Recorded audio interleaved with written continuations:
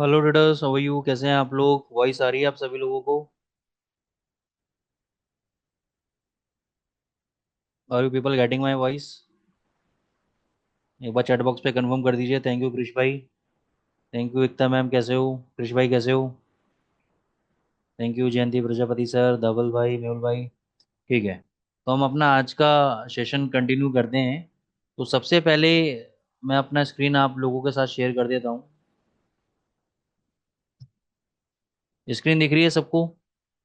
सभी लोगों को स्क्रीन नज़र आ रही है?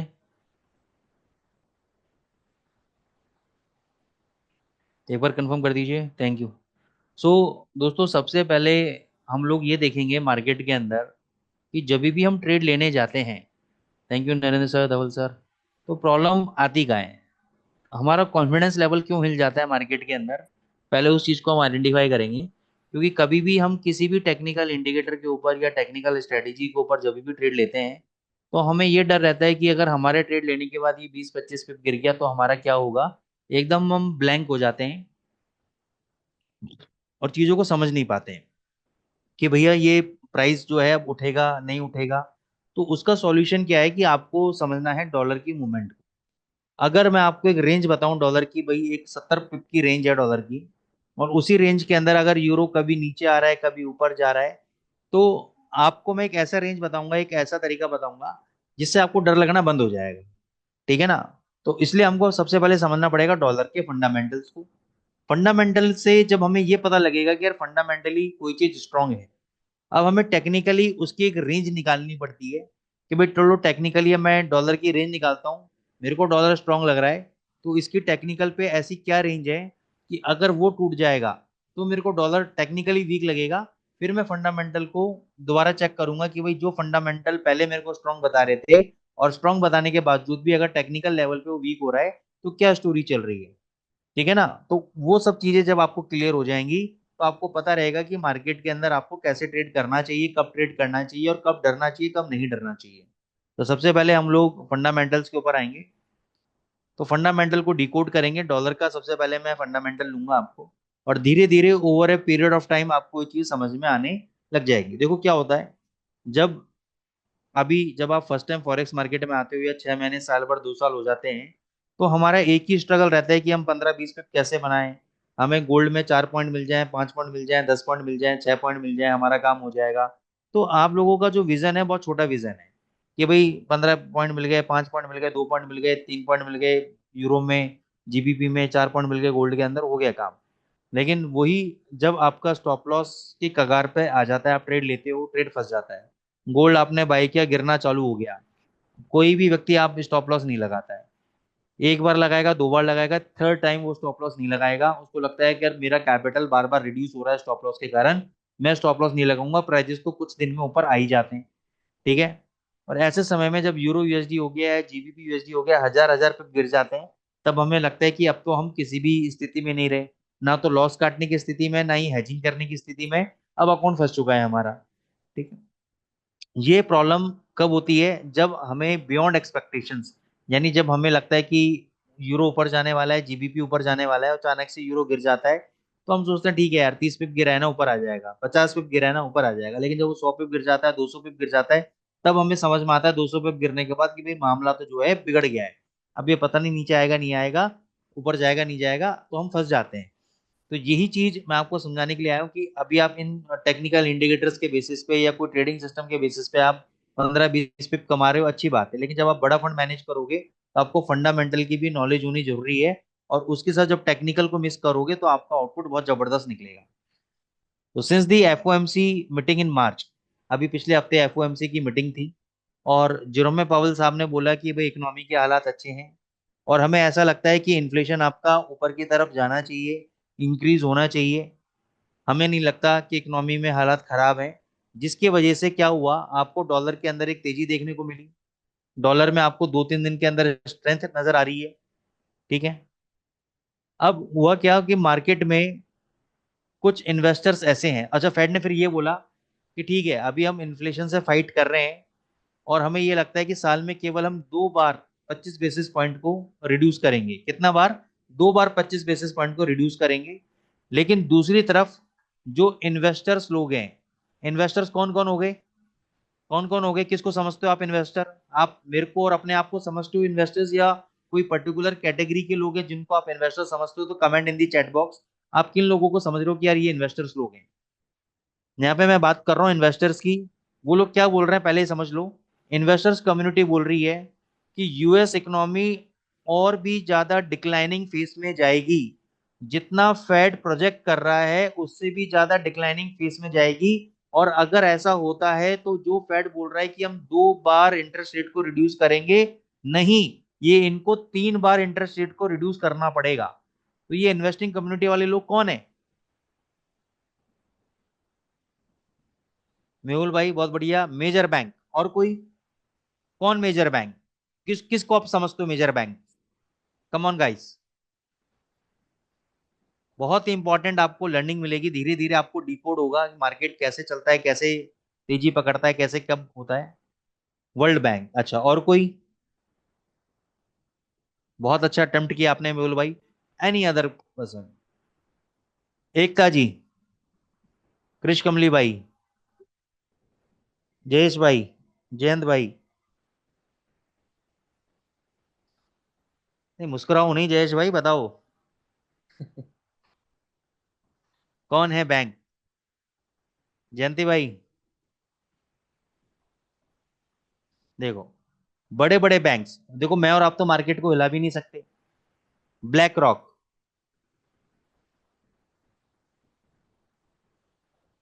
जेपी मॉर्गन,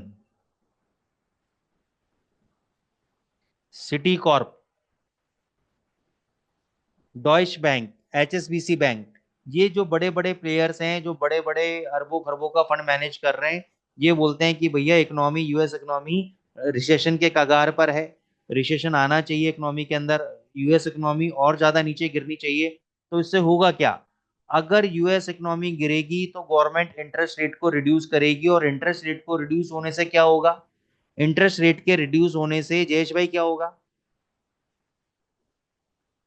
क्या होगा इंटरेस्ट रेट के रिड्यूस होने से? डॉलर पॉजिटिव होगा या नेगेटिव होगा? डॉलर आपका नेगेटिव होगा। अगर इंटरेस्ट रेट रिड्यूस होगा तो डॉलर आपका नेगेटिव होगा। ठीक है। अब यहाँ पे दो लोग हैं, एक तरफ तो खड़ा हुआ है फेड, एक तरफ खड़ा हुआ है बड़े बड़े इन्वेस्टर्स। फेड बोल रहा है कि हम 2 बार से ज्यादा इंटरेस्ट रेट रिड्यूस नहीं करेंगे। इन्वेस्टर बोल रहा है कि ये 3 टाइम इंटरेस्ट रेट को रिड्यूस करेंगे, 3 टाइम इंटरेस्ट रेट को रिड्यूस करेंगे। ये बोल रहे हैं यूएस इकोनॉमी और भी ज्यादा खस्ता हालात में जाएंगी। तो अब ये कंफ्यूजन वाली स्थिति पैदा हो गई। फेड कुछ और बोल रहा है, इन्वेस्टिंग, अब इन्वेस्टर वाले लोग भी हल्के लोग तो है नहीं। वो भी पूरी दुनिया का ज्ञान रखते हैं, पूरी दुनिया का डेटा है उनके पास भी, पूरी दुनिया का डेटा एनालिसिस करते हैं वो लोग भी। तो इसको मैंने डिकोड करने के लिए क्या किया, मैंने कहा चलो इन्फ्लेशन डेटा इस बार आपका नेगेटिव आया था, फेड बोल रहा है कि अब ये ऊपर आना चाहिए, चलो ठीक है। फिर मैंने क्या किया कि मेरे कुछ रिलेशन के अंदर कह लो, फ्रेंड सर्कल में बोलो, कुछ ऐसे लोग हैं जो ग्लोबली बड़े बड़े कॉर्पोरेट्स, जो दुनिया की टॉप 10 कंपनीज हैं, टॉप 20 कंपनीज हैं, उसके अंदर ग्लोबल एचआर है, कुछ नेशनल लेवल पे, कुछ इंटरनेशनल लेवल पे। तो मैंने उनसे पूछा, मेरी बात बात हुई, मैंने कहा यार तुम्हारी कंपनी में क्या स्थिति चल रही है, तो कंपनी का नाम नहीं बताऊंगा। तो ग्लोबल एचआर के मैनेजर ने बोला कि भाई पूरे वर्ल्ड, नॉट फ्रॉम इंडिया, पूरी दुनिया से हम 17,000 एम्प्लॉय निकाल रहे हैं। कितने? तो समझ लो कि कितनी बड़ी कंपनी होगी और उसका कितना बड़ा वो मैनेजर होगा। उसने बोला कि हम 17,000 लोगों को, मेरे पास ऊपर मैनेजमेंट से आया है कि 17,000 लोगों को ग्लोबली आपको निकालना है। तो इसका मतलब कहीं कहीं ना कहीं रिसेशन का खतरा तो मंडरा रहा है। कहीं ना कहीं लोगों को ये जब जॉब से निकाल रहे हैं, एम्प्लॉयमेंट कम कर रहे हैं, तो कहीं ना कहीं स्थिति तो खराब है। तो ये जो बड़े बड़े बैंक्स बोल रहे हैं, ये कोई गलत बात तो बोल नहीं रहे हैं। ठीक है ना? आगे चलते हैं। अब ये कैसे कंफर्म होगा कि आपका इन्फ्लेशन, ये जो आपके नंबर्स हैं, रिसेशन के नंबर्स हैं, रिसेशन आएगा? ये कौन बताएगा? इस हफ्ते में एक बहुत इंपॉर्टेंट नंबर है आपका, personal consumption expenditure inflation reading, यानी पीसीई डेटा। पीसीई डेटा का मतलब क्या है? Personal consumption expenditure. अगर आप इस वर्ड को जाओ तो वर्ड से क्या पता लगता है आपको? वर्ड से क्या पता लगता है आपको? पर्सनल कंजम्पशन, यानी आप अपने ऊपर कितना खर्चा कर रहे हो। आपने पिछले महीने कितना खर्चा किया, आपने कितना लीटर दूध कंज्यूम किया, कितना आपने पनीर कंज्यूम किया, कितना घूमने में खर्च किया, कितना और सामान में खर्च किया। अगर आप खर्चा ज्यादा कर रहे हो तो इसका मतलब आपकी इनकम अच्छी खासी आ रही है, you are earning good amount of money, इसलिए आप बाजार में खर्चा कर रहे हो। और बाजार में खर्चा कर रहे हो तो ऑटोमेटिकली क्या हो रहा है, इन्फ्लेशन बढ़ेगा, महंगाई दर बढ़ेगी, क्योंकि किसी प्रोडक्ट की अगर डिमांड बढ़ती है बाजार के अंदर तो उसके रेट ऑटोमेटिकली इंक्रीज हो जाते हैं, उसके रेट ऑटोमेटिकली इंक्रीज हो जाते हैं आपके। ठीक है। तो इन्फ्लेशन के बढ़ने से अब क्या होगा, इन्फ्लेशन कब बढ़ेगा, जब आपका आप कंजम्पशन करोगे, यानी आप खर्चा करोगे, तो इन्फ्लेशन के चांसेस बढ़ेंगे। और इन्फ्लेशन के चांसेस जब बढ़ेंगे तो ऑब्वियस सी बात है कि डॉलर के रेट इंक्रीज होंगे, क्योंकि इंटरेस्ट रेट के चांसेस बढ़ जाएंगे बढ़ इसके इन्फ्लेशन के बढ़ने से। तो ये पीसी डेटा आपको बताएगा। अगर ये डेटा नेगेटिव आया तो क्या होगा, इसका मतलब क्या माना जाए कि लोग खर्चा कम कर रहे हैं, लोगों को इकोनॉमी के ऊपर कॉन्फिडेंस नहीं है, लोगों की इनकम कम हो गई है, वो खर्चा कम कर रहे हैं, इसका मतलब वास्तव में रिसेशन के दरवाजे हैं, दरवाजे खटखटा रही है इकोनॉमी। ठीक है। अब दूसरा, ये जो पीसी डेटा है पॉजिटिव आएगा नेगेटिव आएगा हमें कैसे पता लगेगा, जैसे अमेरिका के 12 डिस्ट्रिक्ट्स के अंदर 12 ऑफिसेज हैं फेडरल की, वहीं क्लेवलैंड के अंदर फेड का, क्लेवलैंड फेड का मतलब जैसे आपके अलग अलग बॉस्टन में ऑफिस है, क्लेवलैंड में ऑफिस है आपका, अटलांटा में ऑफिस है आपका, है ना, और मेरे ख्याल से फिलाडेल्फिया में ऑफिस है आपका। तो ऐसे 12 डिस्ट्रिक्ट हैं अमेरिका के अंदर। तो वहां पे फेड, क्लेवलैंड फेड, उनका खुद का अपना मॉडल है, नाउ कास्ट मॉडल। उन्होंने अपना एक एल्गो बनाया है, एक प्रिडिक्शन मॉडल बनाया है, जो ये प्रिडिक्ट करता है कि जो पीसी डेटा है, पर्सनल कंजम्पशन एक्सपेंडिचर डेटा है, वो 2.5% से 2.4% आएगा ईयर एंड ईयर, यानी थोड़ा सा नीचे आएगा। तो ये भी एक चिंता का विषय है। लेकिन ये नंबर से हमें फर्क नहीं पड़ता है, ये नंबर से अभी इतना देखो ज्यादा फर्क नहीं पड़ेगा, क्योंकि किस नंबर से फर्क पड़ेगा, आपका आज आया है फ्लैश पीएमआई सर्वे, ग्लोबल पीएमआई डेटा आया है मंडे को, जो कि नेगेटिव आया है। अब इसके बाद कल आएगा आपका कंज्यूमर कॉन्फिडेंस डेटा, उसके बाद उसी दिन कल आएगा आपका न्यू होम सेल्स डेटा। अब यहां पे आ जाओ, न्यू होम सेल्स डेटा, ये बहुत इंपॉर्टेंट डेटा लगता है मेरे को। न्यू होम सेल्स, नए घर कब बिकते हैं। देखो ये बहुत ही बोरिंग सब्जेक्ट लग रहा होगा आपको, लेकिन ये बहुत ही, अगर आपने हाई लेवल की नॉलेज दे रहा हूं मैं आप लोगों को। नए घर कब बिकते हैं, नए घर तब बिकते हैं जब आपको इजीली लोन मिल जाता है, मानते हो आप बात को, आपको आसानी से लोन मिल जाता है। आसानी से लोन कब मिलता है, जब आपका क्रेडिट स्कोर अच्छा है, आपकी आईटीआर अच्छी है, आपका 6 महीने का सैलरी स्लिप अच्छा है, आप अच्छी कंपनी में जॉब कर रहे हो। तो कोई भी बैंक का जो क्रेडिट रिस्क मैनेजर होता है वो आपके प्रोफाइल को एनालिसिस करता है और आपको लोन पास आउट करता है। अगर आप लोगों को बहुत जल्दी जल्दी लोन मिल रहा है, ज्यादा से ज्यादा घर बन रहे हैं, आप देख रहे हो आपके आस पड़ोस में कंस्ट्रक्शन ज्यादा हो रहा है, ठीक है ना, आपके आस पड़ोस में लोग घर ज्यादा परचेज कर रहे हैं, इसका मतलब कॉन्फिडेंस लेवल हाई है, बैंक का भी कॉन्फिडेंस लेवल हाई है कि भाई जो व्यक्ति को मैं लोन दे रहा हूँ ये लोन चुका देगा, इसकी इनकम अच्छी है, अच्छी कंपनी में जॉब कर रहा है, स्टेबल इनकम है, ये लोन चुका देगा। और यही व्यक्ति जिसका क्रेडिट स्कोर अच्छा है, जिसकी आईटीआर अच्छी है, कोरोना के टाइम पे अगर ये लोन के लिए अप्लाई करता तो क्या इसको लोन मिलता, बिल्कुल नहीं मिलता।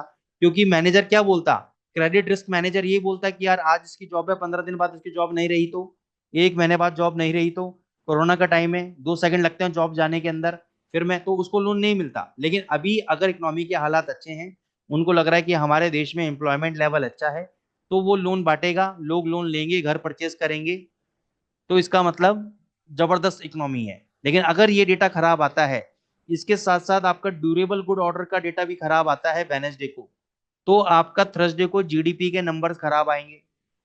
तो ये सारे डेटा क्या बता रहे हैं, देखो समझो, consumer confidence data, new home sales data, durable good order data, ये सारे डेटा अगर पॉजिटिव है तो जीडीपी आपका पॉजिटिव आएगा, और सारे डेटा नेगेटिव है तो समझ लो रिसेशन बिल्कुल दरवाजे पे है अमेरिका का, और डॉलर गिर जाएगा। डॉलर चाहे अभी तेजी दिखा रहा हो लेकिन बाद में गिर जाएगा। लेकिन अगर ये सारे डेटा पॉजिटिव आ रहे हैं तो इसका मतलब इकोनॉमी में कोई दिक्कत नहीं है, पॉवेल साहब जो बोल रहे थे बिल्कुल सही बोल रहे थे, बाकी के जो बैंक है वो हमें गुमराह कर रहे थे। अगर ये डेटा नेगेटिव आए तो हम ये बोलेंगे कि बाकी के बैंक बिल्कुल सही बोल रहे थे, पॉवेल साहब हमें गुमराह कर रहे थे। तो सारा काम डेटे का है, हमें किसी पे भरोसा नहीं करना है। आप डेटा देखो, डेटा क्या बोल रहा है आपका, समझ में आ रही है बात को, बहुत इंपॉर्टेंट चीज बता रहा हूँ मैं आपको। इसको अगर आप सोचोगे अरे यार बोरियत है सर, फटाफट टेक्निकल चार्ट पे आओ, तो आप नहीं सीख पाओगे आज। फिर हम आते हैं पाउंड के ऊपर।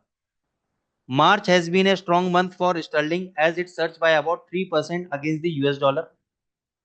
मार्च महीने में जो जीबीपी की करेंसी है बहुत ही जबरदस्त चली। उसका मेन दो कारण थे। पहला कारण था कि डॉलर के अंदर जो पुल बैक आया, डॉलर के अंदर जो गिरावट आई, उसमें यूरो को फायदा मिला, उसमें जीबीपी को फायदा मिला। दूसरा फैक्टर क्या था कि यूके के जो दूसरे इकोनॉमिक इंडिकेटर्स हैं वो भी अच्छे आ रहे थे, खास तौर से इन्फ्लेशन उसका ऊपर की तरफ जा रहा था। अब प्रॉब्लम क्या हो रही है कि जो जीबीपी है, यानी जो इन्फ्लेशन के नंबर्स हैं जीबीपी के आ रहे हैं, वो ऊपर तो जा रहे हैं, लेकिन एक होती है ऐसी इकोनॉमी जिसमें केवल महंगाई दर इंक्रीज हो रहा है, साथ में लोग खर्चा भी कर रहे हैं, ग्रोथ भी आ रही है, उसको इकोनॉमी को ठीक मानते हैं कि ठीक है चलो, ठीक है ग्रोथ भी आ रही है हमारी इकोनॉमी में, लोग कमा भी रहे हैं, खर्चा भी कर रहे हैं, इन्फ्लेशन भी बढ़ रहा है, महंगाई भी बढ़ रही है, कोई दिक्कत नहीं है। लेकिन एक इकोनॉमी होती है जिसको हम बोलते हैं स्टैगफ्लेशन। स्टैगफ्लेशन, अब देखो ये जो मैं आपको चीज बता रहा हूँ ना, इन्फ्लेशन स्टैगफ्लेशन, ये दुनिया में अच्छे अच्छे ट्रेनर आपको नहीं बता पाएंगे। ये वही व्यक्ति बता पाएगा जिसको इकोनॉमिक्स की नॉलेज है। ठीक है, स्टैगफ्लेशन का मतलब क्या होता है? स्टैगफ्लेशन हमारे देश में, हमारी इकोनॉमी में, किसी भी इकोनॉमी के अंदर वो कंडीशन होती है जब हमारी इकोनॉमी के अंदर पुअर ग्रोथ हो, खराब ग्रोथ हो, यानी अनएम्प्लॉयमेंट लेवल हाई लेवल्स पे हो, एम्प्लॉयमेंट की स्थिति खराब हो, और उसके बाद भी आपका इन्फ्लेशन बढ़ रहा हो, महंगाई दर बढ़ रहा हो। हमारी एक तरफ तो इनकम है नहीं, दूसरी तरफ महंगाई बढ़ रही है, तो ऐसे इकोनॉमी को हम बोलते हैं स्टैगफ्लेशन इकोनॉमी। तो अभी चांसेस हैं कि जो बैंक ऑफ इंग्लैंड ये बोल रहा है कि हम लोग ये वाली स्टैगफ्लेशन वाली स्थिति के अंदर आ सकते हैं, क्योंकि हमारा जो इन्फ्लेशन का बैंड है वो 1 से 3% का हमने बोला है कि अगर 1 से 3% रहता है यूके का इन्फ्लेशन, इंग्लैंड का इन्फ्लेशन, तो हमें कोई दिक्कत नहीं है। जनवरी के अंदर जब इनका इन्फ्लेशन डेटा आया वो आया 3% का, यानी टॉप लेवल पे आ गया। तो अगर बैंक ऑफ इंग्लैंड बोल रहा है कि आने वाले 2 क्वार्टर्स के अंदर अगर हमारा इन्फ्लेशन 3.75% गया, ठीक है ना, महंगाई दर बढ़ा, तो ये इकोनॉमी के लिए अच्छा तो है। क्यों? क्योंकि इन्फ्लेशन बढ़ने से क्या होता है? इन्फ्लेशन बढ़ने से सरकार इंटरेस्ट रेट को इंक्रीज करती है, और इंटरेस्ट रेट के इंक्रीज होने से वहां की करेंसी की वैल्यू ऊपर जाती है। तो अगर ये इन्फ्लेशन इंक्रीज हुआ तो जीबीपी के लिए पॉजिटिव है। लेकिन कब? इन्फ्लेशन के साथ साथ एम्प्लॉयमेंट के नंबर भी अच्छे आने चाहिए, इन्फ्लेशन के साथ साथ ग्रोथ भी अच्छी होनी चाहिए। लेकिन अगर ग्रोथ अच्छी नहीं हुई, एम्प्लॉयमेंट अच्छा नहीं हुआ, केवल इन्फ्लेशन इन्फ्लेशन बढ़ा जीबीपी के अंदर, तो ये जीबीपी यूएसडी के लिए नेगेटिव रहेगा। क्लियर होगी बात? आगे चलो। अब आते हैं यूरो के ऊपर। यूरो क्यों तेज हुआ? आपको लगा एकदम से यूरो में तेजी आ गई, क्यों आ गई? क्योंकि जो लेटेस्ट गवर्नमेंट यूरो के अंदर फॉर्म हुई थी, यूरोपियन यूनियन के अंदर, वहां पे जर्मन गवर्नमेंट जो फॉर्म हुई थी, वहां पे लार्ज फिस्कल पैकेज, बहुत बड़ा इन्होंने एक पैकेज अनाउंस किया, और साथ में जो बोरिंग रेगुलेशन थे उसको भी इन्होंने चेंजेस किए, जिसमें यूरो के अंदर बहुत तगड़ी मूवमेंट देखने को मिली। अब मार्केट में क्या है कि ये जो आपका पीएमआई नंबर्स आए हैं आज डॉलर के, वो खराब आए हैं, कोई दिक्कत नहीं है। लेकिन अभी अगर 3 4 नंबर और खराब आ जाएंगे तो यूरो गिर जाएगा, डॉलर गिर जाएगा और यूरो भाग जाएगा। लेकिन अगर नंबर अच्छे आ गए डॉलर के तो यूरो डेफिनेटली गिरेगा। ठीक है, कल यूरो के लिए इंपॉर्टेंट डेटा है जर्मन का आईएफओ बिजनेस क्लाइमेट। अगर ये डेटा अच्छा आता है तो यूरो में तेजी आ सकती है, नहीं तो यूरो नीचे ही रहने के चांसेस हैं। इसके अलावा ऑस्ट्रेलिया के, जापान, ऑस्ट्रेलिया के इन्फ्लेशन नंबर्स हैं आपके वेनसडे को, और थर्सडे को आपका बैंक ऑफ जापान के इन्फ्लेशन नंबर्स हैं। ऑस्ट्रेलिया के अंदर पिछले 3 महीने से इन्फ्लेशन में कोई भी सुधार नहीं आया है, तो ऑस्ट्रेलिया की करेंसी तो वैसे भी वीक है, क्योंकि अगर डॉलर इंडेक्स तेज होगा तो ऑस्ट्रेलिया तो ऑटोमेटिकली गिरेगा गिरेगा। दूसरा जापान, जापान क्या कर रहा है? जापान देरी कर रहा है। किसमें देरी कर रहा है? जापान ये बताने में देरी कर रहा है कि हम नेक्स्ट इंटरेस्ट रेट कब हाइक करेंगे, कब नेक्स्ट इंटरेस्ट रेट को हम ऊपर लेकर जाएंगे। तो जब तक जितना देरी ये करेंगे उतना येन के लिए नेगेटिव होगा। जब तक ये नहीं बताएंगे कि हम इंटरेस्ट रेट को इंक्रीज करने वाले हैं, इस महीने में करेंगे, इस तारीख को करेंगे, तब तक येन आपका वीक रहेगा। दूसरा, जो टैरिफ इनके ऊपर लटक रहा है, ठीक है ना, उसकी भी एक इम्पैक्ट जापानीज करेंसी के ऊपर पड़ेगा। तो ये मार्च का जो सीपीआई डेटा है, यानी इन्फ्लेशन का डेटा है टोक्यो का, वो अभी वेनेसडे को आएगा। अगर वो पॉजिटिव आता है सीपीआई डेटा, इन्फ्लेशन बढ़कर आता है, तो there is a higher chances कि बैंक ऑफ जापान अपने इंटरेस्ट रेट को इंक्रीज कर देगा। और बैंक ऑफ जापान अगर इंटरेस्ट रेट को इंक्रीज कर देगा तो येन की जो करेंसीज हैं वो स्ट्रांग हो जाएंगी, यानी यूरो जेपीवाई गिर जाएगा, जीबीपी जेपीवाई गिर जाएगा, यूएसडी जेपीवाई गिर जाएगा। अभी यूरो जेपीवाई, जीबीपी जेपीवाई क्यों स्ट्रांग हो रहा है? क्योंकि येन वीक हो रहा है। येन क्यों वीक हो रहा है? येन इसलिए तो वीक हो रहा है कि वो बता ही नहीं रहे कि भाई इंटरेस्ट रेट कब इंक्रीज होगा, कब तक वेट करेगी जनता। तो उनको लग रहा है कि यार ये बेवकूफ बना रहे हैं, इंटरेस्ट रेट कोई इंक्रीज नहीं करने वाले, आजकल आजकल करके बेवकूफ बना रहे हैं, इसलिए वो इसमें सेलिंग कर रहे हैं येन के अंदर। ठीक है, अब हम चलते हैं टेक्निकल एनालिसिस की तरफ। थैंक यू वीरेन भाई फॉर टाइपिंग। दर्शन भाई थैंक यू फॉर रिप्लाइंग। चलो,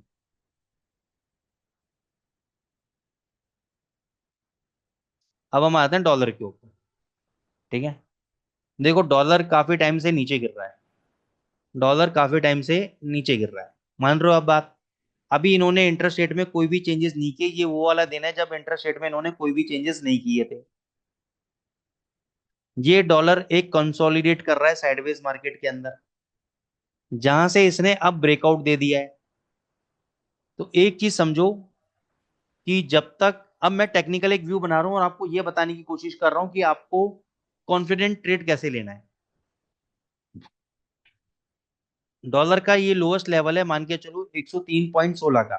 ठीक है, डॉलर ने यहाँ पे ब्रेकआउट दिया था 104.20 के आप ऊपर, अभी 104.35 चल रहा है। अब आराम से सुनना, मेरा व्यू क्या है? मेरा व्यू ये है कि जब तक डॉलर 103.16 के नीचे नहीं जाएगा तब तक डॉलर में वीकनेस नहीं है। अब आपको ये पता है कि डॉलर जब जब ऊपर जाता है तो यूरो, जीबीपी, ये सारी करेंसी पेयर नीचे आते हैं, आपको ये बात पता है। तो मैं ये कह रहा हूं डॉलर में तेजी है, कब तक तेजी है? जब तक 103.16 के नीचे ये 2 घंटे का कैंडल क्लोज नहीं हो जाता। अब समझो कि करंट लेवल पे डॉलर चल रहा है 104.35, ये नीचे गिर के आ जाता है 103.35, आपको बता रहा हूं कॉन्फिडेंस कैसे क्रिएट होगा, नीचे आ जाता है। अब इस केस में यूरो पहुंच जाता है 920। मेरा व्यू समझ लिया डॉलर का आपने? अब मैं क्या बोल रहा हूँ, डॉलर 104.35 चल रहा है, नीचे 103.35 आ जाता है, 100 पे गिर जाता है, यूरो बग जाता है 920। आप मेरे को बताओ यूरो में क्या पोजीशन लोगे? आप मेरे को बताओ यूरो में क्या पोजीशन लोगे?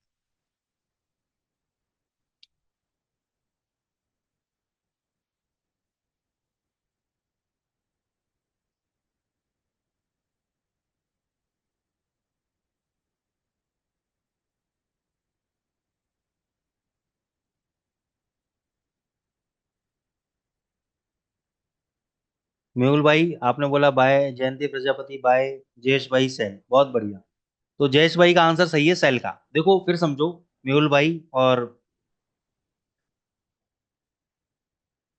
जयंती भाई कि मैंने बोला था कि जब तक 103.16 ये ब्रेक नहीं करेगा तब तक डॉलर स्ट्रांग है। मैं कहता हूं अभी ये यहां से नीचे आ जाता है, यहाँ 103.30 तक। तो मैं ये नहीं कह रहा हूं ना कि डॉलर यहाँ पे वीक हो गया, मैं बोल रहा हूँ डॉलर अभी भी स्ट्रांग है। जब तक ये 103.16 नहीं टूटेगा और ऊपर से अगर ये नीचे भी आ जाता है तभी भी डॉलर स्ट्रांग है। तो अगर एक, क्योंकि डॉलर क्योंकि नीचे आया है इसलिए यूरो को ऊपर जाना कंपलसरी है। तो 920 के आसपास अगर डॉलर आएगा तो मैं यहाँ पे सेल ही करूंगा, बाय नहीं करूंगा, क्योंकि मैं डॉलर को, यूरो को ट्रेड कर रहा हूँ डॉलर देख के। और डॉलर मेरे को वीक कब लग रहा है? 103.16 के नीचे। अगर अभी डॉलर यहाँ से 103.30 आ जाता है तो मेरे को डरने की जरूरत नहीं है। अगर मैंने यूरो में शॉर्ट बनाया है नीचे के लेवल पे, तो ऊपर के लेवल पे मैं एक शॉर्ट पोजीशन और बनाऊंगा। मैं कब एग्जिट करूंगा? जब डॉलर 103.16 के नीचे चला जाएगा, उस समय यूरो का रेट होगा 109.56, 1.0956। यहां पे फिर मैं सेल ट्रेड से एग्जिट करके डबल से बाय क्वांटिटी ले लूंगा, क्योंकि एक बार अगर डॉलर 103.16 टूट गया फिर 101 डॉलर तक ही आएगा। उससे पहले कोई भी गिरावट आती है डॉलर में तो यूरो भगेगा, तो यूरो को मैं शॉर्ट पोजीशन ही खेलूंगा, मैं बाय पोजीशन नहीं खेलूंगा यूरो के अंदर। क्लियर हुई बात आपको? बात क्लियर हुई दोस्तों आप लोगों को? अब कॉन्फिडेंस आएगा ट्रेड करने का, क्योंकि मेरे को पता है जब तक मेरा डॉलर वीक नहीं है, यूरो वीक है, जीबीपी यूएसडी वीक है, और मैं शॉर्ट करूंगा ऊपर आने के बाद। मेरे को डरना ही नहीं है। मैंने अगर सुबह मान के चलो 800 पे, 810 पे, 820 पे अगर मैंने यूरो बेचा और 850 हो गया यूरो, डरना नहीं है। मेरे को पता है वो नीचे आएगा, क्योंकि अगर डॉलर में तेजी है तो उसको नीचे आना ही पड़ेगा, वो नीचे आएगा, शाम तक आ जाएगा नीचे। लेकिन यहाँ पे मेरा स्टॉप लॉस मेंशन है, यूरो के अंदर नहीं है मेंशन, डॉलर के अंदर मेंशन है। डॉलर टूटेगा तो मैं यूरो में एसएल काट लूंगा। बात आई समझ में? तो इससे आपको कॉन्फिडेंस लेवल बिल्डअप हो जाएगा, क्योंकि देखो बेस उसका जो चालक है, उसको जो चलाने वाली करेंसी है वो कौन है? डॉलर है। अगर आप डॉलर को नहीं समझ पा रहे हो तो यूरो जीबीपी में ट्रेड करना है बेवकूफी। और हम लोग क्या करते हैं, यूरो का चार्ट देखते हैं, जीबीपी का चार्ट देखते हैं, 15 पिप ले लिया, 20 पिप ले लिया, खुश हो गए। मैं कह रहा हूँ लो, 15 20 पिप लो, लेकिन समझदारी से। कब? आज सुबह बहुत बढ़िया मौका था, जब यूरो यूएसडी आपका ये बाउंस बैक मारा था ऊपर, तो ये लेवल बहुत बढ़िया था शॉर्ट करने का। क्यों? उस समय डॉलर आपका क्या हो रहा था, हल्का सा नीचे आ रहा था। यहाँ पे आप शॉर्ट मारते, यहाँ पे शॉर्ट मारते। आपको पता है डॉलर तेज है, आने तो कहां तक ऊपर आएगा ही। मेरे मेरे पास मेरा लेवल सेट है 103.16, जब तक ये नहीं टूटेगा तब तक every dip is a selling, buying opportunity in dollar and selling opportunity in euro USD. Clear हो गया बात को? अब आ जाओ जीबीपी यूएसडी पे, तो यूरो पे आ जाओ पहले। यूरो पे मैंने आपको एक चीज और बताई थी कि यूरो का जो सपोर्ट है वो है क्रूशियल सपोर्ट 850। अगर 850 के नीचे ये क्लोज हो जाता है, 2 घंटे का कैंडल, और उसका लो ब्रेक हो जाता है, तो फिर ये नीचे 700 तक आएगा। ये प्रिडिक्शन मैंने आपको पहले की थी और अभी भी मेरी वही प्रिडिक्शन है, नीचे 700 तक जाने के लिए रेडी बैठा हुआ है। ये नीचे 700 तक जाने के लिए रेडी बैठा हुआ है। कोई भी बाउंस बैक आता है, आप केवल शॉर्ट पोजीशन क्रिएट करो, ये आपको पैसा देके जाएगा। जीबीपी यूएसडी पे आ जाओ। अब देखो जितना यूरो गिरा है, जीबीपी उतना नहीं गिरा। पहला तो इसका जो प्राइस एक्शन है, ये वाला पहला कैंडल बहुत स्ट्रॉन्ग कैंडल पैटर्न है, बहुत स्ट्रॉन्ग कैंडल पैटर्न है। ये एकदम तेजी का कैंडल पैटर्न है, लेकिन क्योंकि डॉलर इंडेक्स अगर ऊपर जा रहा है तो उसको तो नीचे आना ही पड़ेगा। अब देखो उसको नीचे आने में बहुत दिक्कत हो रही है, क्योंकि इसके अंदर वास्तव में स्ट्रेंथ है ऊपर जाने वाली। नीचे का भी इसमें सेलिंग प्रेशर बन ही नहीं रहा है, ठीक है ना। लेकिन क्योंकि डॉलर इंडेक्स तेज हो रहा है, इसलिए इसको नीचे आना पड़ेगा, मजबूरी है इसकी, ठीक है। लेकिन हल्का सा भी डॉलर नीचे आया तो ये बहुत तेजी से भगेगा।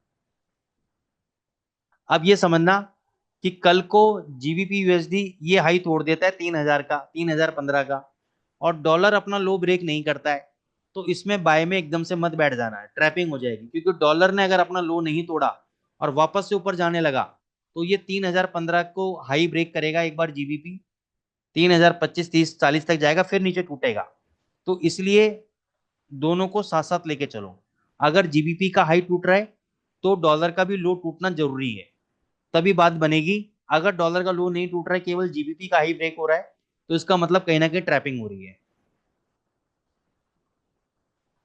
एयूडी यूएसडी शॉर्ट बना सकते हो, इसमें भी डॉलर का स्टॉप लॉस काम करेगा। डॉलर का लो टूटा 103.16 का, तो एयूडी में निकल जाना, नहीं तो ये वीक है, 6200 तक नीचे आ जाएगा, 78 पे यहां से मिल जाएंगे।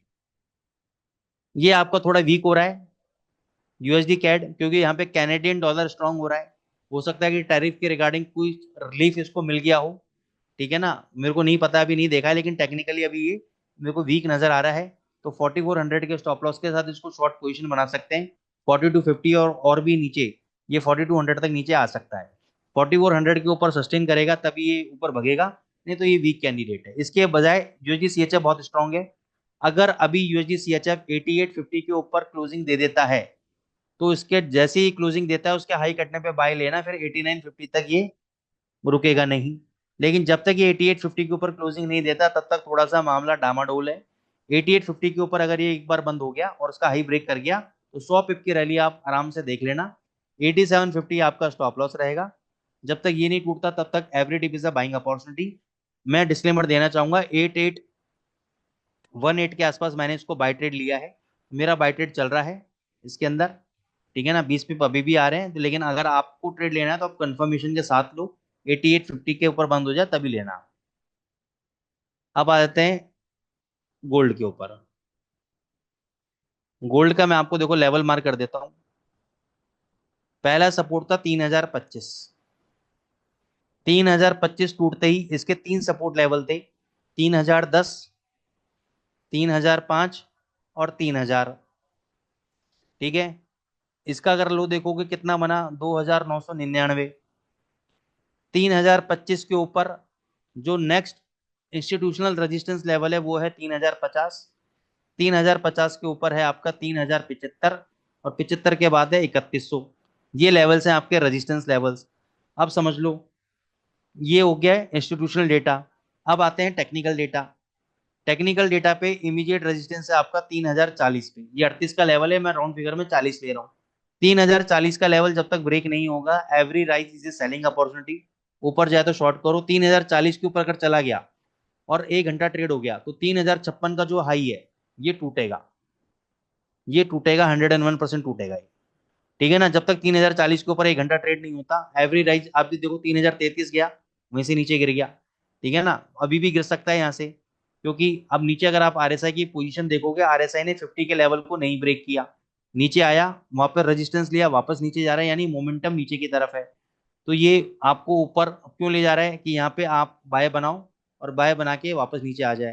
तो जब तक 3040 का लेवल ब्रेक नहीं होता, ये 2975 तक नीचे गिर सकता है। 2975 तक नीचे गिर सकता है। अब लोगों की हैबिट क्या होती है, मैंने बोला सेल है, नीचे आ सकता है, आपने अभी शॉर्ट कर दिया, थोड़ी देर में आपने देखा 3025 हो गया, आप कहोगे अरे यार सर ने मरवा दिया 3025। तो यहाँ पे क्या है, रिस्क लेने की कैपेसिटी होनी चाहिए। भाई मेरा लेवल था 3040, मेरा लेवल नहीं है 3025। मैं तो कह रहा हूँ 3040 तक ये जा सकता है, लेकिन जब तक ये 3040 के नीचे नीचे है तब तक ये सेलिंग में है। ठीक है ना।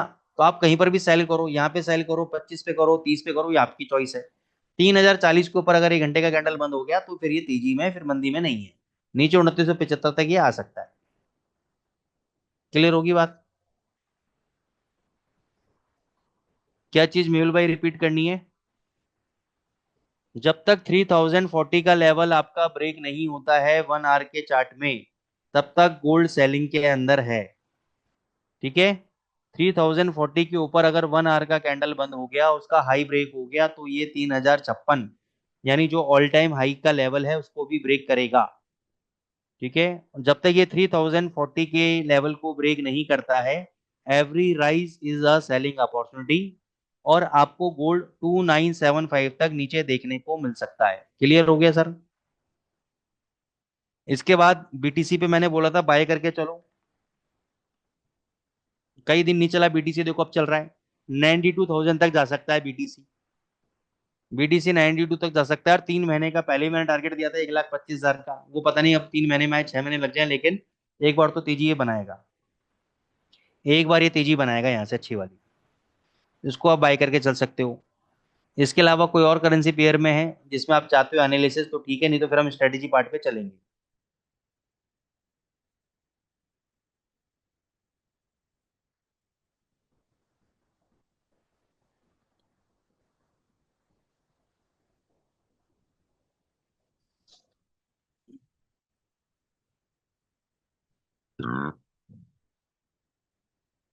कोई और करेंसी पेयर पे आप लाइव एनालिसिस चाहते हो तो बता सकते हो, नहीं तो फिर हम लोग स्ट्रेटेजी पार्ट के ऊपर चलेंगे।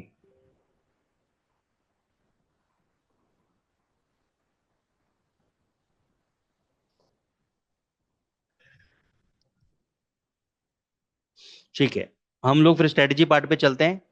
देखो दोस्तों, एक ऐसी स्ट्रेटेजी मैं आपको बता रहा हूँ जो मेरे दिल के बहुत करीब है, मेरे को बहुत पसंद है। और आज से 2 या 2.5 साल पहले हमने बुलबेल एकेडमी के ऊपर भी ये स्ट्रेटेजी बताई थी। और जो स्ट्रेटेजी 2 2.5 साल से चल रही है और जिसको मैं 2 2.5 साल से रेगुलरली फॉलो कर रहा हूँ, आज उसी स्ट्रेटेजी को दोबारा रिपीट करने जा रहा हूँ, क्योंकि आप में से बहुत से ऐसे पार्टिसिपेंट्स हैं जो नए हैं, और कुछ ऐसे लोग हैं जो पुराने भी हैं। उस चीज़ को समझेंगे, देखेंगे, और उनको, जो लोग उस चीज़ पे काम नहीं कर रहे हैं, उनको समझ में आएगा कि सर ने अभी तक वो स्ट्रेटेजी को काम पे लगा रखा है, तो इसका मतलब कुछ ना कुछ है उसमें बात। ठीक है ना। तो ये मेरी बहुत पुरानी ओसीसी ट्रेंड कॉम्बो स्ट्रेटेजी है, बहुत ज़बरदस्त स्ट्रेटेजी है। इसको समझेंगे, इंडिकेटर में जाएंगे, इंडिकेटर में लिखेंगे हम ओ सी सी, ओ सी सी ट्रेंड कॉम्बो हम लोग यहाँ पे लिखेंगे। ये वाला इंडिकेटर हम प्लॉट करेंगे। One of my favourite and the most rewarding opportunity trading strategy.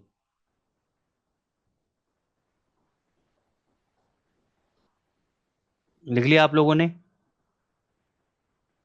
इसको करने के बाद इसकी सेटिंग में जाएंगे आप लोग, यहाँ पे स्टाइल में जाएंगे, स्टाइल वाले टैब में जाएंगे, यहाँ पे ट्रेंड कॉम्बो अनटिक कर देंगे। ट्रेंड कॉम्बो को आप अनटिक कर देंगे। अनटिक कर दिया। अब आप आएंगे इनपुट सेक्शन के अंदर। यहाँ पे आपको तीन चीज नोटिस करनी है। ये वन डे पीरियड होना चाहिए, ये मूविंग एवरेज टाइप ईएमए होना चाहिए, ये मूविंग एवरेज पीरियड 50 का होना चाहिए। तीन चीज नोट कर लिया आपने।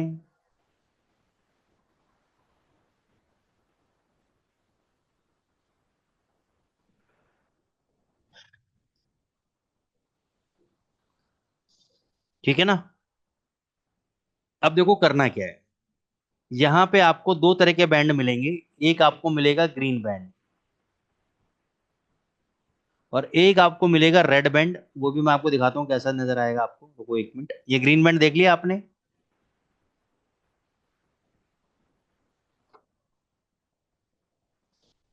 ये देखो, ये आपको नजर आ रहा है यहाँ पे रेड बैंड। तो रेड का मतलब बियरिश और ग्रीन का मतलब बुलिश। अब ये जो डेटा है, इंडिकेटर है, ये ओपन और क्लोज डेटा के सीरीज पे है। ये ओपन और क्लोज डेटा पिछले कई दिनों के डेटा से कंपैरिजन करते हैं और फिर ये इंडिकेटर बना है आपका। अब यहाँ पे आपको करना क्या है कि कई बार आपको, ये देखो, ये जो पतला बैंड है, ये आपको लग रहा है रेड है, हो सकता है ये ग्रीन हो। ये आपको कैसे कंफर्म होगा? देखने में तो आपको रेड लग रहा है, लेकिन एक्चुअल में हो सकता है ग्रीन हो। कैसे पता लगेगा ग्रीन?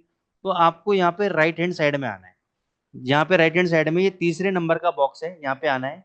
यहाँ पे आपको डेटा विंडो मिलेगा, डेटा विंडो पे क्लिक करना है। देखो मैं आपको दिखाता हूँ यहाँ पे। ये देखो यहाँ पे आना है, यहाँ पे डेटा विंडो। ठीक है। और इसी के अंदर आपको नीचे जहाँ पे ये इंडिकेटर है आपका, ओसीसी ट्रेंड कॉम्बो, इसी के अंदर ओपन सीरीज और क्लोज सीरीज दो नंबर्स मिलेंगे आपको। इन दोनों के नंबर्स अगर ग्रीन कलर में है तो ट्रेंड पॉजिटिव है, और अगर रेड कलर में है तो ट्रेंड नेगेटिव है। अब आपको ट्रेड करना कैसे है? ये थोड़ा सा टिपिकल है, कोशिश करना समझने की। हमें पोजिशनल ट्रेडिंग करनी है। पहले मैं आपको, क्योंकि ये फ्री वेबिनार है, आपको मैं पोजिशनल ट्रेडिंग सिखाऊंगा। इंट्राडे ट्रेडिंग अगर आपको सीखनी है, इंट्राडे स्कैल्पिंग सीखनी है, इंट्राडे स्नाइपर एंट्री अगर आपको सीखनी है, तो आप हमारे एडवांस कोर्सेज में ज्वाइन कर सकते हैं। एडवांस कोर्सेज हमारा ऑनगोइंग है। इस सैटरडे से हमारा एक बैच ऑन हो रहा है, तो अगर आप उसको ज्वाइन करना चाहते हैं तो बुलवेल एकेडमी में आप कांटेक्ट कर सकते हैं। तो सैटरडे को हमारा एक बैच ऑन एयर जाने वाला है, तो उसमें आप ज्वाइन हो सकते हैं। तो यहाँ पे आपको करना क्या है, यहाँ पे आपको डॉटेड लाइन दिख रही है, डॉटेड लाइन। ये डॉटेड लाइन क्या बता रही है? ये डॉटेड लाइन पूरे दिन का data, full day, full day. यानी मान के चलो ये ट्यूसडे है, ये आपका वेनेसडे है। तो मेरे को क्या करना है, मेरे को 2 दिन तक, कम से कम 2 दिन, ये दोनों दोनों बैंड हैं, ये ग्रीन कलर के चाहिए या ये रेड कलर के चाहिए। अगर दोनों दिन के बैंड ग्रीन कलर के हुए और दोनों दिन में जो सबसे ज्यादा कैंडल ने हाई लगाया है, जैसे यहाँ पे इस कैंडल ने सबसे ज्यादा हाई लगाया है, इन दोनों दिनों के अंदर, इसको करो, इन दोनों दिनों के अंदर, ये वाले दिन के अंदर और ये वाले दिन के अंदर इस कैंडल ने सबसे ज्यादा हाई लगाया है, तो इन दोनों कैंडल्स का जो हाई होगा, इन दोनों कैंडल्स का जो हाई होगा, दोनों दिन के कैंडल्स को जो सबसे हाईएस्ट होगा उसके हाई के ऊपर हम बाई करेंगे, अगर ग्रीन है तो।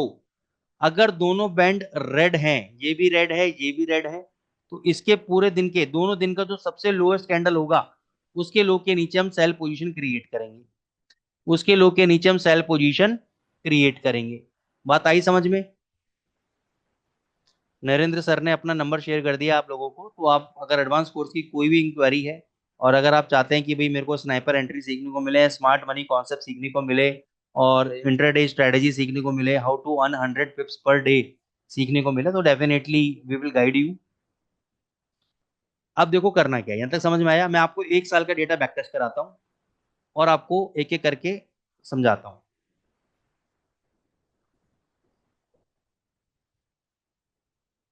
जनवरी 2024 से चलेंगे। अब ये देखो आप, ये तो क्या पहले से ही आपका बाय चलता हुआ आ रहा है, तो मैं अब नया सिग्नल देखूंगा और वहां पे आपको समझाऊंगा। और यहाँ पे आपको नजर रखना है, ओपन सीरीज और क्लोज सीरीज पे आपको खास तौर से नजर रखना है। मैं धीरे धीरे करके आपको लेके चलता हूँ। ये देखो, यहाँ पे देखो, और ओपन सीरीज क्लोज सीरीज की तरफ देखना। क्या आ रहा है? रेड आ रहा है। तो ये हो गया, एक दिन आपका रेड हो गया। अगले दिन देखो, अगले दिन भी रेड आ रहा है। तो इन दोनों दिन का जो लो है, ये वाला लो, इसका लो अगर टूटेगा, 844 का लो है, 1.0844, अगर इसका लो ब्रेक होगा चाहे अगले दिन हो, चाहे उसके अगले दिन हो, चाहे उसके अगले दिन हो, मेरे को शॉर्ट पोजीशन क्रिएट करनी है मार्केट में। देखो, अगले दिन क्रिएट हो गया, उसके अगले दिन लो लगाया कितना, 821, कितना नीचे आ गया, 722, 100 पिप दे दिए। लेकिन स्टार्टिंग में मैं ये बोलूंगा कि आपको 50 पिप का टारगेट लेके चलना है इसके अंदर। जीबीपी यूएसडी में लेके चलना है 70 पिप का टारगेट, और जीबीपी जेपीवाई में लेके चलना है 200 पिप का टारगेट। वो मैं एंड में बताऊंगा आपको, ठीक है ना। तो ये आपको 50 पिप मिल गए मिनिमम। मिनिमम है, क्योंकि एक बार अगर आपको हैबिट पड़ गई ट्रेड डालने की, फिर तो आपको बड़े भी मिलेंगे। अब देखो यहाँ पे क्या है, ओपन सीरीज और क्लोज सीरीज की तरफ देखो, आपको क्या मिल रहा है, ग्रीन कलर मिल रहा है। अगले दिन भी ग्रीन कलर मिल रहा है, यानी इन दोनों दिन के हाई के ऊपर, कौन सा है दोनों दिन का हाई, ये वाला, इसके हाई के ऊपर अगर प्राइस जाएंगे तो मैं बाय ट्रेड लूंगा। इसका हाई कितना है, 1.0866। सीधी मूवमेंट कितना ऊपर गया, 966, तो पे मिले। आगे चलो, यहाँ पे आ जाओ, ये क्या है, रेड, ये क्या है, रेड। इन दोनों का लोएस्ट पॉइंट क्या है, ये वाला। ये लो टूटेगा तब मैं शॉर्ट पोजीशन क्रिएट करूंगा। इसका लो कितना है, 801, कितना लो लगाया, 724, प्रॉफिट आ गया। और भी देखो, पोजिशनल ट्रेड है। यहाँ पे देखो, यहाँ पे क्या हुआ, ग्रीन, यहाँ पे क्या हुआ, ग्रीन। इसका हाई कितना है, 807, कितना हाई लगाया, 895, प्रॉफिट बुक हो गया।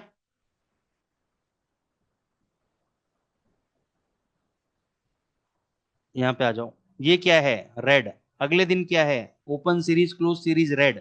इसका लो क्या है, 1.0732, इसका लो ब्रेक हुआ, सीधी मूवमेंट कितना, 667,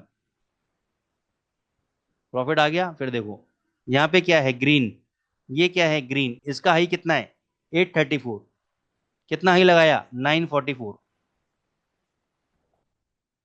अब यहाँ पे आओ, यहाँ पे देखो, अब देखो आपको लग रहा होगा यहाँ पे रेड है। आप देखो ओपन सीरीज क्लोज सीरीज क्या है, ग्रीन। अगले दिन क्या है, ग्रीन। अगले दिन क्या है, ग्रीन। केवल ये दिन रेड था, अगले दिन फिर ग्रीन हो गया। तो इसलिए मैंने 2 दिन का कॉन्सेप्ट लिया कि 2 दिन कंटिन्यूअसली अगर ग्रीन है, तो वास्तव में मार्केट के अंदर क्या है, सेलिंग प्रेशर है। क्योंकि ऑलरेडी हमारा बाय चल रहा है, तो हम अभी सेल ट्रेड इसमें नहीं लेंगे। यहाँ पे क्या आया, रेड। अगले दिन क्या आया, रेड। इसका लो कितना है, 951। देखो सीधी मूवमेंट, कितना लो लगाया, 769। मूवमेंट देखो आप, 331, 349, 255, 192।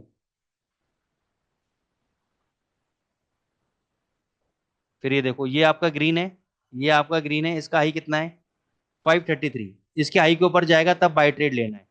लेकिन इसके हाई के ऊपर नहीं गया, ये नीचे आ गया। यहाँ पे देखो, यहाँ पे ग्रीन है, यहाँ पे ग्रीन है। इसके हाई के ऊपर मैंने बाय किया 387, कितना हाई लगाया, 443। फिर यहाँ पे देखना, यहाँ पे रेड, यहाँ पे ग्रीन। तो यहाँ पे आपका क्या हुआ, यहाँ पे बाय ट्रेड चल रहा है अभी भी, ठीक है। यहाँ पे एक दिन रेड था, एक दिन ग्रीन था, तो सेल ट्रेड नहीं बनता है, बाय ट्रेड ही बनता है। सीधी मूवमेंट, अभी तक बाय चल रहा है। तो आप इसको जीबीपी यूएसडी पे अप्लाई करो 70 पिप के लिए, यूरो यूएसडी पे अप्लाई करो 50 पिप के लिए, जीबीपी जेपीवाई पे अप्लाई करो 200 पिप के लिए। एनजेडी यूएसडी पे अप्लाई नहीं करना, एयूडी यूएसडी पे अप्लाई नहीं करना, यूएसडी कैड पे अप्लाई नहीं करना, ठीक है। और जो साइडवेज वाली करेंसी पेयर्स हैं, जो बहुत ज्यादा ट्रेंडिंग मूव नहीं देती, उन पे अप्लाई मत करना। 3 करेंसी पेयर तो मैंने बता दिए, जीबीपी जेपीवाई के अलावा यूरो जेपीवाई में आप काम कर सकते हो, कोई दिक्कत नहीं, ठीक है। गोल्ड पे बिल्कुल मत करना, क्योंकि ये डेली चार्ट पे बनी हुई स्ट्रेटेजी है। तो गोल्ड पे बहुत बड़ा मूवमेंट आ जाएगा, पैसा तो इतना देगा ही, आप संभाल नहीं पाओगे, लेकिन इतना बड़ा प्रॉफिट आप झेल भी नहीं पाओगे, लॉस भी नहीं झेल पाओगे।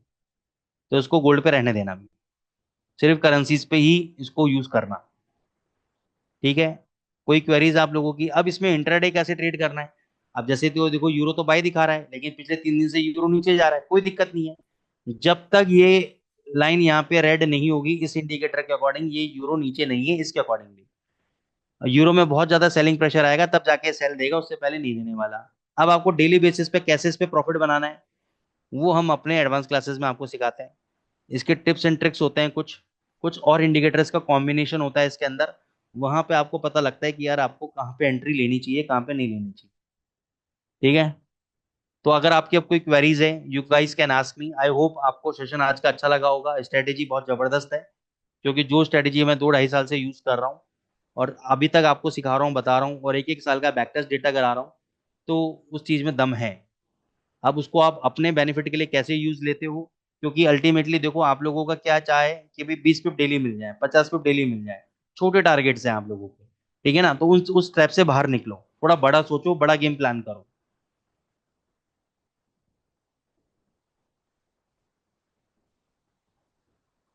Thank you Jayanti Prajapati sir for appreciating. कोई भी आपकी क्वेरीज हो, किसी भी सब्जेक्ट को लेकर हो जिसमें कम समय हो, तो डेफिनेटली मैं आपको बता पाऊंगा। कोई दिक्कत वाली बात नहीं है। आपके कोई भी डाउट्स हो तो डेफिनेटली यू कैन। और डॉक्टर विजय सर, अगर आपको कोई भी क्वेरीज है तो चैट बॉक्स का इस्तेमाल करें सर। थैंक यू अमित भाई, थैंक यू मिल भाई। आपकी कोई भी क्वेरी है डॉक्टर विजय सर, तो आप करेंसी पेयर जयेश भाई, यूरो यूएसडी में 50 पिप का टारगेट, जीबीपी यूएसडी में 70 पिप का टारगेट, जीबीपी जेपीवाई में 200 पिप का टारगेट, यूरो जेपीवाई में 100 पिप का टारगेट। भाई 3 4 करेंसी पेयर में आप कर लोगे तो आपको बहुत बढ़िया प्रॉफिटेबिलिटी देखने को मिल जाएगी। बाकी जो साइडवेज वाले करेंसी पेयर हैं उनमें थोड़ा दूर रहने की कोशिश करो। अ, सूरत के अंदर सर, डॉक्टर विजय सर, जैसे मैं आपको अभी ऑनलाइन पढ़ा रहा हूँ वैसे हमारी ऑनलाइन क्लासेस होती हैं। ऑफलाइन क्लासेस के लिए भी आप एक बार सूरत ब्रांच में हमारी बात कर लीजिएगा, तो वहाँ पे कोई प्रोविजन होगा तो डेफिनेटली आपको मिल जाएगा। बाकी आपको दिक्कत नहीं आएगी ऑनलाइन क्लासेस में, जैसे ये ऑनलाइन चल रही है। यहाँ पे तो खैर मैं आपको माइक पे बात नहीं करूंगा, लेकिन वहाँ पे डेफिनेटली मैं आपको माइक भी बात करूंगा आपसे हर चीज़ से, और आपकी क्वेरीज को सॉल्व करेंगे। नरेंद्र नरेंद्र सर का नंबर आपने देख लिया होगा, वो आपको सूरत ब्रांच का दे देंगे। मैं आपको, इनसे आप कांटेक्ट कर लीजिएगा, ये आपको दे देंगे। अमित भाई, इसमें स्टॉप लॉस लगाने की लिए जरूरत नहीं है, क्योंकि अगर मान के चलो आपका स्टॉप लॉस हिट हो गया, मैं आपको एक छोटा सा एग्जांपल देता हूँ जीबीपी यूएसडी का। ठीक है ना, इसमें एक स्टॉप लॉस की थ्योरी आई थी, मैं आपको दिखाता हूँ। इसमें स्टॉप लॉस हिट हुआ था। रिसेंट एग्जांपल देता हूँ, जैसे ये देखो, ओपन सीरीज और क्लोज सीरीज देखना। स्टॉप लॉस भी समझ लो गाइस कि कैसे हम लोग कवर अप करते हैं स्टॉप लॉस। इसलिए क्वांटिटी इसमें थोड़ी सी कम रखनी होती है, क्योंकि स्टॉप लॉस थोड़े बड़े हो जाते हैं कई बार, लेकिन टारगेट भी बड़े मिलेंगे। फिर आपको दिखाता हूँ। जीबीपी यूएसडी में देखो, यहाँ पे आपका ओपन सीरीज क्लोज सीरीज क्या था, रेड था। अगले दिन भी रेड था। दोनों दिन का लो क्या था, दोनों दिन का लो था ये वाला, सबसे ज्यादा लोएस्ट। इसके लो के नीचे मैंने क्या कर दिया, यहाँ पे सेल कर दिया। ठीक है ना। अब ये देखो, यहाँ पे मैंने सेल किया 1.2363 पे। एक मिनट, मैंने सेल किया यहाँ पे 1.2364 पे। नीचे कितना गया, 2332, यानी केवल 30 पिप गया। मेरा टारगेट था 70 पिप का, नहीं मिला। अगले दिन क्या बना दिया इसने, यहाँ पे देखना। अगले दिन क्या कर दिया इसने, यहाँ पे रेड कर दिया, उसके अगले दिन भी रेड, सॉरी, ग्रीन कर दिया, उसके अगले दिन भी ग्रीन कर दिया। यानी यहाँ पे ट्रेंड रिवर्स हो गया। मैंने शॉर्ट कहाँ किया था, 2363 पे। यहाँ पे हाई कितना लगा, 2483। 120 पिप का नुकसान हो गया, 120 पिप का नुकसान हो गया। अब यहाँ पे समझना, 120 पिप डिवाइड बाय 2 करूंगा मैं, क्यों करूंगा यहाँ पे समझना। मैंने सेल किया था 0.01 एट द रेट ऑफ 1.2363। मैं एग्जिट कर रहा हूं एट द रेट ऑफ 1.2483। कितना नुकसान हो गया, कितना नुकसान हो गया, 120 पिप का। अब यहां पे मैं बाय कर रहा हूं 0.02 एट द रेट ऑफ 1.2483। तो 120 पिप का मेरे को लॉस कवर करना है। अब मैंने क्या कर दिया, क्वांटिटी डबल कर दी है, 0.02 कर दी है। तो इसलिए मैं 2 से डिवाइड करूंगा, ताकि मेरा ब्रेक इवन निकल जाए। ब्रेक इवन कितना निकला, 60 पिप का। और प्लस 70 पिप किसके लिए चाहिए मेरे को, अपने टारगेट के लिए चाहिए। तो टोटल 130 पिप का मेरा टारगेट रहेगा अब इस ट्रेड के अंदर। अगर टोटल 130 पिप का मेरा टारगेट रहेगा इस ट्रेड के अंदर, तो उसको अगर मैं मल्टीप्लाई कर दूं 2 से, क्योंकि मेरी डबल क्वांटिटी है, तो मेरे को कितना प्रॉफिट मिलेगा, 260 पिप। 260 पिप। देखते हैं इसको मिला या नहीं मिला। यहाँ पे कहाँ बाई किया था, 2483। कितना ऊपर गया, 2716। मिल गया, 130 पिप मिल गए। ये हमारा सारा लॉस कवर हो गया। देखो और भी ऊपर गया, तो अगर आपका ऐसे ट्रेड में नुकसान होता है तो डबल क्वांटिटी से जब आप बाय करोगे तो अगले ट्रेड में आपको डेफिनेटली प्रॉफिट होगा, लेकिन एक दिन 2 दिन नहीं, हो सकता है 8-10 दिन लग जाए, 12 दिन लग जाए, पोजीशन होल्ड करनी पड़े आपको लंबे प्रॉफिट्स के लिए। तो ये इसके अंदर एक चीज है जो आप लोगों को शायद ना पसंद आए, क्योंकि हमें आदत है छोटा छोटा खाने की, और मैं आपको कह रहा हूँ कि बड़ा खाओ। ठीक है गाइस, चलो थैंक यू सो मच, फिर मिलेंगे हम लोग अगले मंडे को। टिल देन एंजॉय, प्रैक्टिस करो, मैक्सिमम प्रैक्टिस करो, अपनी क्वेरीज को इकट्ठा करो, और अगले मंडे को फिर मेरे को बताइएगा। Thank you so much.